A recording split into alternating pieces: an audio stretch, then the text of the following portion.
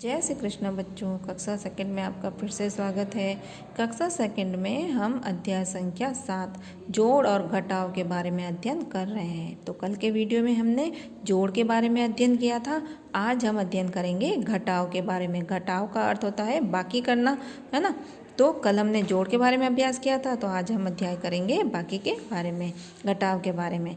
तो हमारा प्रश्न है कितने बच्चे प्रश्न है। तो कैसे समझेंगे इसको कि ये कुछ चित्र दिए हैं हमने गुब्बारों के चित्र हमें दिखाई दे रहे हैं, ठीक है। इन गुब्बारों में तो हवा भरी हुई है। कितने गुब्बारे हैं? 1 2 3 4। कितने गुब्बारे हैं? 4 गुब्बारे हैं। ये देखिए यहाँ संख्या लिखी हुई है। 4 चित्र को देख के संख्या ये कितनी लिखी है? यहाँ पे 4 लिख रखी है। अब इन गुब्बारों को देखिए, जो ये आधे गुब्बारे देख रखे हैं, इसका अर्थ क्या हो गया कि ये गुब्बारे फूट गए हैं। ये बिना हवा के गुब्बारे हैं या फूट गए हैं ये। तो अब ये 4 गुब्बारे थे, तो 4 गुब्बारों में से अगर ये 2 गुब्बारे फूट गए तो कितने शेष बचेंगे गुब्बारे? ये देखिए माइनस का निशान है ना। तो हमें 4 में से 2 को घटा देना है कि 4 गुब्बारे थे, 4 गुब्बारों में से 2 गुब्बारे फूट गए, तो पीछे कितने गुब्बारे बचे? तो पीछे कितने गुब्बारे बच गए बच्चों? 1 और 2, ठीक है। कितने गुब्बारे बच गए? 1 2। तो हम यहाँ संख्या क्या लिख देंगे? 2। 4 में से 2 कट गए, कम हो गए, तो कितने गुब्बारे बच गए? 2 बच गए। इसको ऐसे भी कर सकते हैं कि ये 4 गुब्बारे हैं, इसको एक इधर से काट दो, एक ये काट दो, 2 काट दिया तो 2 बच गए शेष। मगर हमें ऐसे ही करना है कि चित्र दे रखा है हमारे पास में कि 4 गुब्बारे हैं, 4 में से 2 फूट गए, ये हवा निकल गई, तो कितने गुब्बारे शेष रह गए? 2 गुब्बारे शेष रह गए। अब हल कीजिए। अब हल करना है, निशान देखिए। सबसे पहले तो निशान समझ में आना जरूरी था। कल के वीडियो में हमने जो प्रश्न किए थे उसमें निशान कैसा था? ये प्लस का निशान था, ठीक है। अब हमें माइनस बाकी के निशान को प्रश्नों को हल करना है। तो हल कीजिए। अब ऊपर संख्या लिखी है 2, नीचे संख्या कितनी है? 1 है। तो हमें क्या करना है? 2 में से 1 को घटा देना है। तो कैसे घटाएंगे? ये हमने 2 लाइन बना दी है। 2 में से हमें कितना नीचे संख्या जो लिखी है उतना काट देंगे। तो ये हमने 1 काट दिया, तो कितना रह गया पीछे? 1 रह गया, तो हमने यहाँ 1 लिख दिया। तो 2 में से हमने 1 घटा दिया, तो शेष क्या रह गया? 1। तो ये हमने यहाँ पे 1 लिख दिया। अब यहाँ संख्या है 4। कितनी संख्या है? 4 है।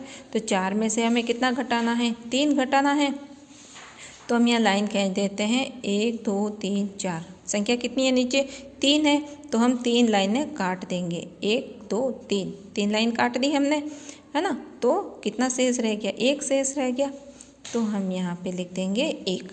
4 में से हमने 3 घटाया, तो कितना शेष रहा? 1। ऐसे ही अगली बाकी करनी है हमें कि 7 में से 5 घटा देना है। कितने में से कितना घटाना है? ऊपर 7 संख्या दी हुई है, नीचे 5 दी हुई है, तो 7 में से हम 5 घटा देंगे। देखिए कैसे? 1 2 3 4 5 6 7। 7 है, ऊपर 7 संख्या लिखी है, तो हमने 7 लाइन्स बना दी है। अब 5 घटा देना है, तो 1 2 3 4 5। 5 लाइन हमने कट कर दी, तो पीछे कितनी लाइनें बच गई? 1 और 2। तो 7 में से हमने जब 5 घटाया तो शेष कितना रहा? 2, ठीक है। तो 7 में से 5 घटाने पे शेष हमारे पास क्या बच गया? 2 बच गया। ऐसे ही अगली बाकी भी ऐसे ही करेंगे हम कि 6 में से हमने 2 घटाया। कितने में से कितना घटाया? 6 में से 2 घटाना है। तो 1 2 3 4 5 6। 6 संख्या है ऊपर, है ना। तो 2 घटाना है, तो 1 और 2 घटा दिया। कितनी लाइनें बच गई पीछे? 1 2 3 4। कितनी लाइन बच गई? 1 2 3 4। 4 लाइन्स बची। तो 6 में से 2 जब हमने घटाया तो पीछे शेष रह गया 4।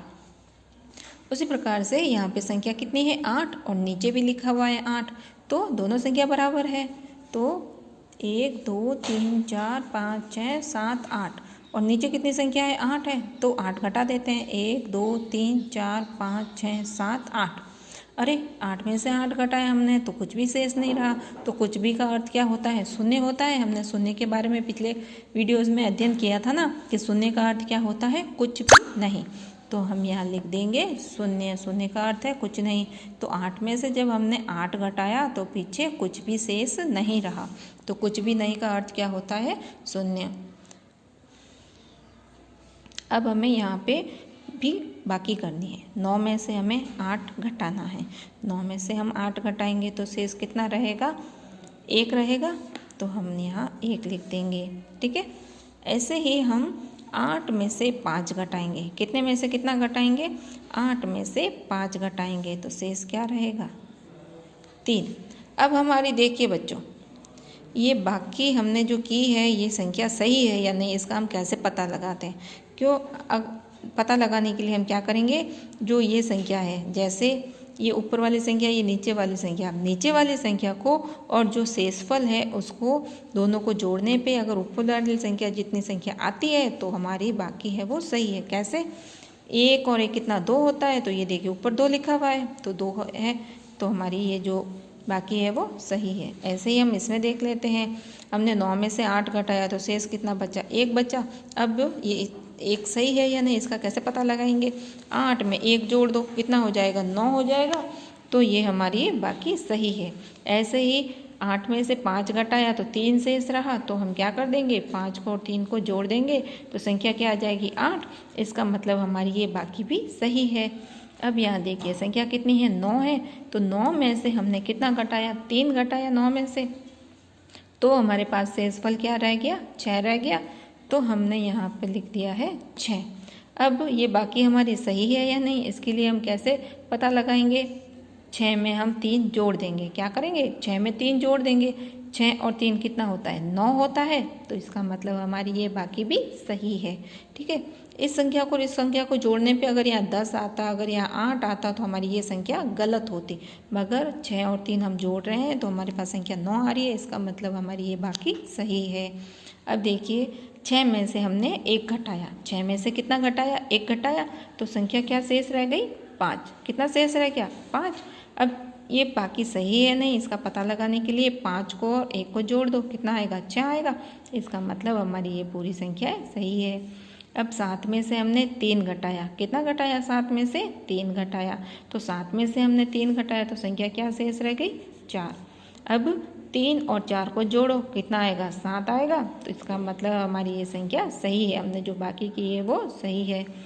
फिर है 5 में से हमें 5 घटाना है, तो 5 में से हमने 5 घटा दिया तो हमारे पास में कुछ भी शेष नहीं रहा, तो कुछ भी शेष नहीं रहा का अर्थ क्या होता है? शून्य। ठीक है, कुछ भी शेष नहीं रहा का अर्थ क्या होगा? शून्य लिखेंगे हम यहाँ। तो 5 में से 5 घटा दिया तो यहाँ कितना रह गया? शून्य। ठीक है, तो इस प्रकार से हमने ये घटाव के प्रश्नों को भी हल करना सीख लिया है अच्छे से। जय श्री कृष्ण।